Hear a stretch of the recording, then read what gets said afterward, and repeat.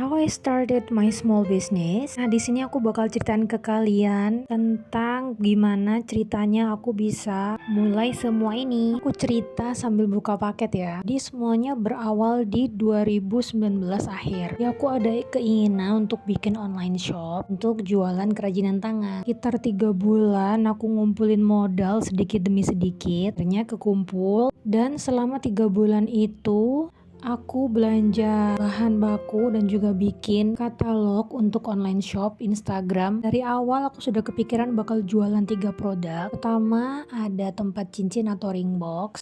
Kemudian ada mini buket dan juga kado. Jadi Foverly Handmade launching pertama kali itu tanggal 1 Januari 2020. Tapi aku bikin ini tuh gak ada yang tahu, bahkan teman-teman dekatku pun tuh gak ada yang tahu. Aku mikirnya kalau udah rame baru aku bakal kasih tahu mereka. Nah, pembeli pertamaku di Shopee itu baru di bulan Maret. Jadi sekitar 3 bulan aku bener gak ada orderan sama sekali. Apalagi di bulan April itu kita ada lockdown pandemik. Anehnya aku tuh gak yang patah semangat gitu.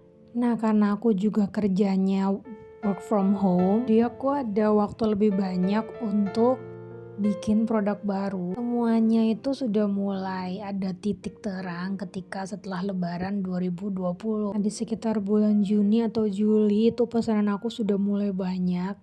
Bahkan 1 minggu aku harus menyelesaikan minimal 10 ring box. Dan alhamdulillahnya itu rame sampai dengan awal tahun 2021. Nah, setelah itu aku kenal sama yang namanya TikTok. Mulai deh aku bikin konten dari 0 sampai sekarang follower aku sudah 14.000. Oh iya, ini aku sambil bikin orderan ya. Nah, produkku lainnya selain ring box itu adalah mini buket seperti ini. Lalu konten aku sempet yang FYP dan itu bener-bener ngefek banget ke penjualan aku di Shopee dan juga TikTok Shop. Sampai toko aku di Shopee itu menjadi star seller. Ya, tapi namanya juga bisnis ya. Jadi setelah itu aku mesti pindah beberapa kota dan otomatis online shopku juga pindah. Dan itu bener-bener kayak ngubah semuanya gitu. Tambah lagi aku hamil dan juga melahirkan, jadi toko aku itu tutup lumayan lama. Nah, singkat cerita di akhir 2022 aku tuh seneng banget mantengin live TikToknya Kak Wina Ashar dari Buket Shop.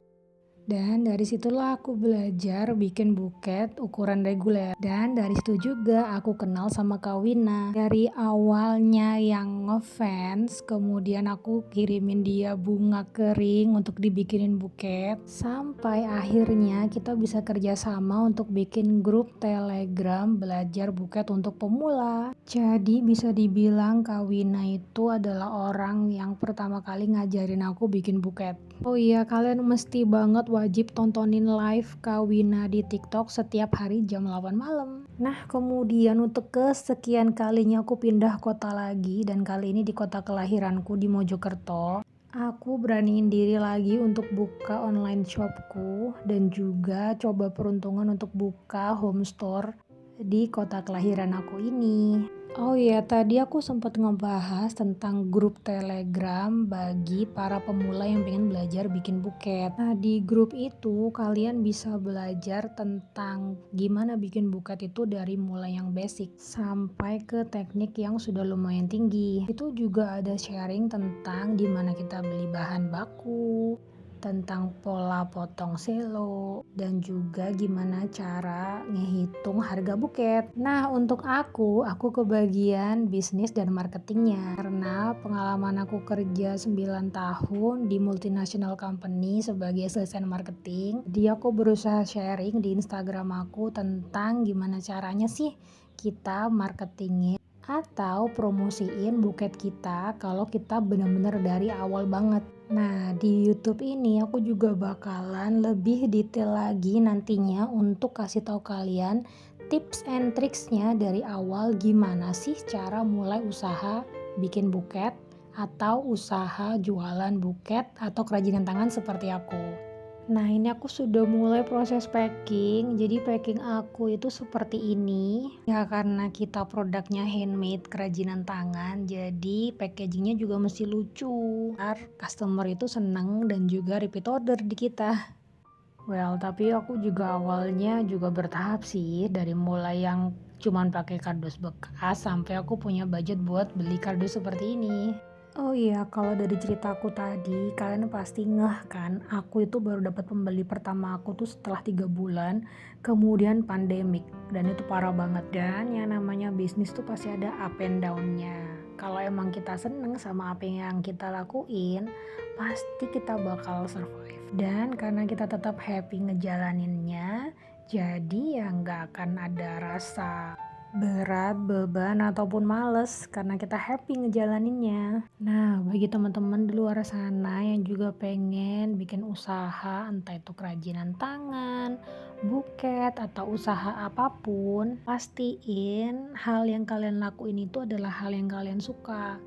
Karena kalian tuh bakal enjoy banget ngejalaninnya. Apalagi kalau usaha itu dari hobi kalian. Bayangin hal yang kalian seneng lakuin terus ngehasilin. Wah, itu seneng banget sih. Aku ingat banget waktu itu dari mulai penghasilanku yang nol selama berapa bulan sampai aku dapat omset 30 juta, itu Masya Allah sih. Well, mungkin bagi sebagian orang angka itu bukanlah angka yang besar. Tapi bagi aku yang belum pernah bisnis sendiri, kemudian aku dapat uang sebanyak itu, tentunya aku Masya Allah senang banget. Nah, makanya aku mau sharing sama teman-teman di sini, bagi kalian yang punya mimpi pengen bikin usaha, yuk mulai dari sekarang juga. Jadi nggak usah malu, takut nggak ada yang beli, malu sama tetangga, atau takut dikatain sama orang, kayak sarjana kok jualan buket atau apalah, cuekin aja. Buktiin kalau kalian itu bisa ngelakuin itu dan kalian bisa sukses di situ. Jadi buat teman-teman semuanya tetap semangat ya.